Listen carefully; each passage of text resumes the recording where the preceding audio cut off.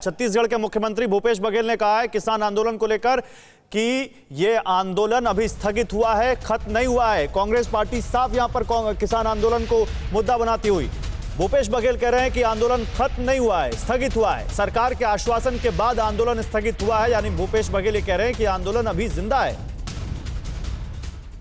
किसानों ने आंदोलन वापस नहीं किया, स्थगित किया है और उन्होंने कुछ केंद्र सरकार की जो शर्तें हैं उसको भी उन्होंने माना है, लेकिन उन्होंने वो लगातार उसको देखेंगे और ये आंदोलन स्थगित हुआ है, समाप्त नहीं हुआ है। अविनाश कोहली, ये क्या है? अविनाश कोहली जी, ये क्या है, इसका क्या मतलब है? मैं आ रहा हूं नायक जी, क्या कहना चाहती है कांग्रेस पार्टी?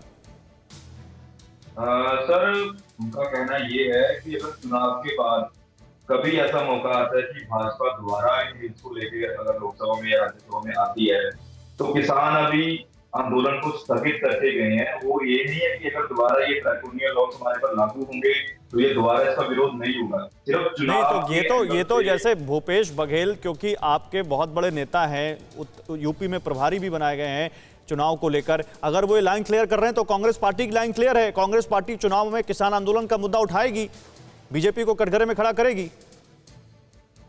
अरे सर, चुनाव का मुद्दा अगर खड़ा हुआ तो उसके साथ देने के लिए ऑपोजिशन पार्टी किसानों के साथ आएगी। तो इसमें कोई ये नहीं है कि कांग्रेस अवसरवाद की राजनीति कर रही है। अगर किसानों के साथ आने वाले दिनों में फिर कोई इन्होंने पक्षपात किया तो कांग्रेस पार्टी हमेशा उनके साथ मैदान में खड़ी है। भूपेश बघेल साहब ये कहना चाह रहे हैं। इसका ये नहीं है कि हम इसका विरोध करते रहेंगे, दिल्ली के बॉर्डर से नहीं उठेंगे किसान।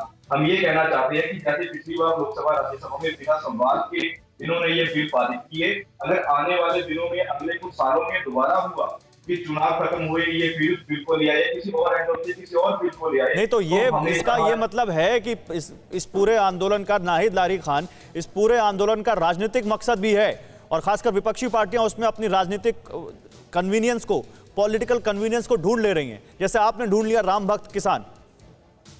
देखिए, क्या अब इसमें मेरी गलती नहीं कि अगर भाजपा के लोगों को बुरा लग रहा है कि किसानों को हम राम भक्त कह दें? क्या जो दलित बिटिया हाथरस की दलित बिटिया थी, क्या वो राम भक्त नहीं थी? वो भी राम भक्त थी। जिस प्रकार से मुरादनगर शमशान घाट में भाजपा के लोगों ने भ्रष्टाचार किया, छत धराशायी हुई, वहां भी बड़ी संख्या में राम भक्त तो कोई भी हो सकता है, राम भक्त तो आप भी हो सकती हैं, राम भक्त मैं भी हूं, लेकिन बात है कि यहाँ पर किसान आंदोलन और राम भक्ति दोनों मैच नहीं कर रहा, उसका कोई मिलान नहीं है यहाँ पर। यहाँ आप मिला रहे हैं, यानी चुनाव की राजनीति कर रहे हैं इस पर।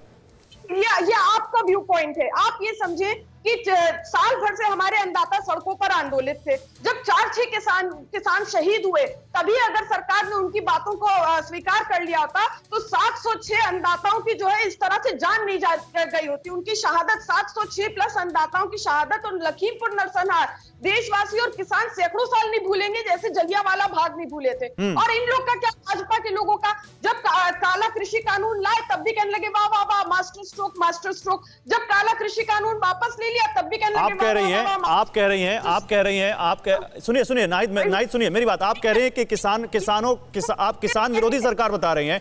आप जिस सूबे से बैठी हैं उसी सूबे में प्रधानमंत्री बस थोड़ी देर में 25 लाख किसानों को फायदा देने के लिए एक सरयू नहर जल परियोजना का उद्घाटन करने जा रहे हैं।